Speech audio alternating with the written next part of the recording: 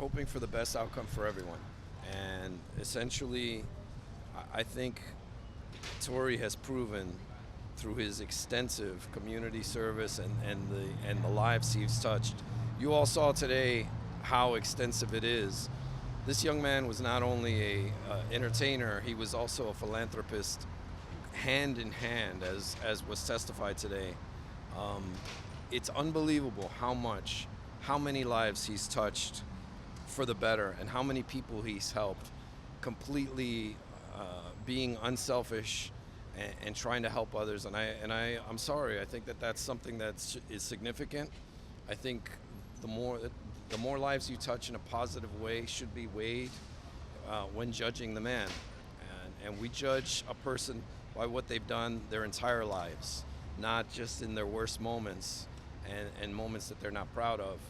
And this is something that started before this incident and continued even after the incident, and the lives he's changed. Even you heard from the chaplain today, even while incarcerated, he's there trying to help people. And how you can ignore that is well, let me put it this way. I don't think you can ignore that. I don't think you should ignore that. And I don't think any of us want a system where someone would ignore hundreds of good deeds and judge them harshly on one incident, on an alcohol-fueled incident. Is he remorseful? I think it's absolutely clear that he was remorseful, because he called Ms. Harris and reached out to Ms. Pete immediately for his behavior that evening, and accepted responsibility for that. He is incredibly remorseful and ashamed and embarrassed that all of this happened. And I think as an individual, and those who were there that evening know what the truth is, but as far as his part is concerned, as far as his actions are concerned, he has been nothing but apologetic for that, given, unfortunately, there are certain times and certain incidences where he's not proud of, but ultimately, his first instinct was to call and apologize, and I think that says a lot. But to be clear, you're not saying he didn't. How do you think many times? Yes, he is maintaining his innocence. Is he innocent? Is he innocent? Did he have anything to do on that night with? Like I said, if he's maintaining his innocence, yes, he's innocent. He did not shoot So, the gun. Correct. If Tory gets time, how do you think he's going to handle this? Well, he's going to handle it like he's been able to handle everything so far. I mean, he's lived, as you can see, an incredibly tough life, and he's just going to have to deal with it. Unfortunately, the numerous people who he's been helping over the years will ultimately suffer. And I'm sorry. I think what we established today clearly shows that a community would suffer if he spent an extended amount of time behind bars. So just so we're clear, you guys are asking for probation and not jail time? What we're asking for is, first of all, he's doing jail time. He's has over a year of credits in jail. In addition to that, we're asking that he receive residential treatment, which is in-house treatment. You don't go home, so that's technically also a period of incarceration. So rather than throw another man of color, in prison, I think what we could do is try and do what we always try to accomplish in this criminal justice system, and that is to try and do some good. And what's the best that can come out of this unfortunate situation? One is that he gets the help he needs for his issue with alcohol, and two, that the community doesn't suffer. And I think every day Daystar Peterson is locked up, the community suffers. And you all saw that today, and you all saw exactly how many people, through all of the random acts of kindness and through the hard work and dedication that he has committed to public service. This is not just an entertainer. This is a young man who's committed his life to service. And it's easy for us to sit back and judge until you've actually gone out there and you've delivered turkeys. You've reached into your own pocket, and instead of building a nest egg and building your wealth, you're giving it away to people who need it, who are less fortunate than you are. And I think that weighs a lot. And I'm sorry. What did you think of Megan's statement?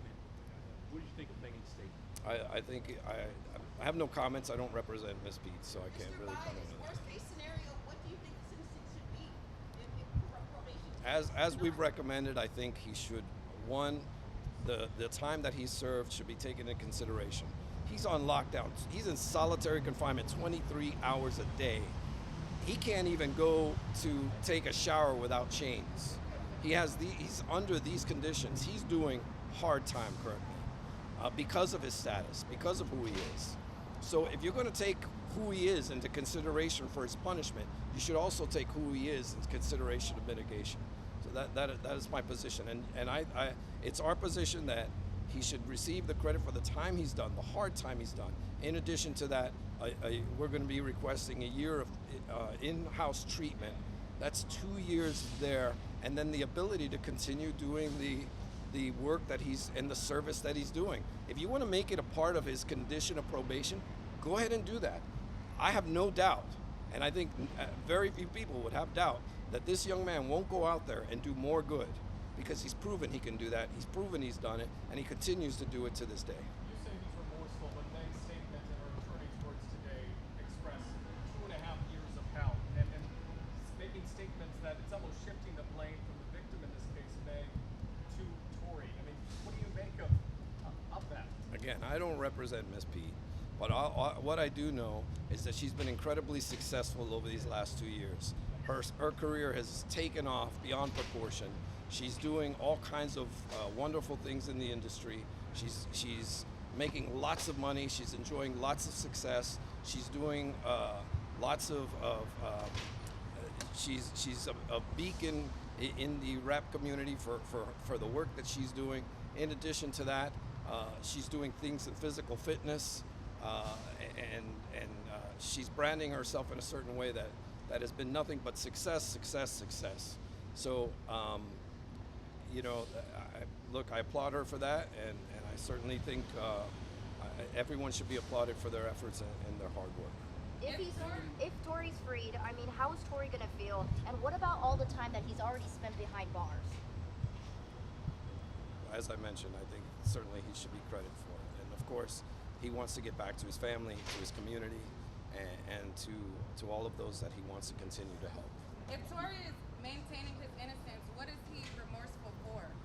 He's remorseful for his conduct. There's a lot of bad conduct that occurred that evening that, of course, he is responsible for. And one thing, as we all know, there's no incident that's isolated. One thing leads to another, to another.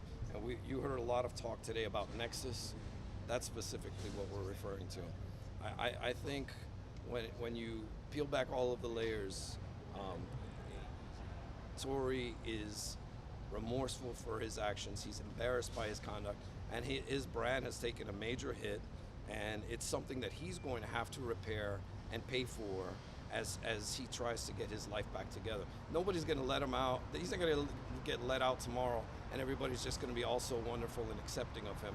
He's going to have to face the tough questions. He's going to have to pay his dues and gain the trust of the community for which he served. Now, you heard, in fact, today, one of the charities he wanted to continue to work for would not allow him to, given the PR issue that they would have had to deal with. So, all he can do is try and rebuild his life, by assisting and committing service one day at a time.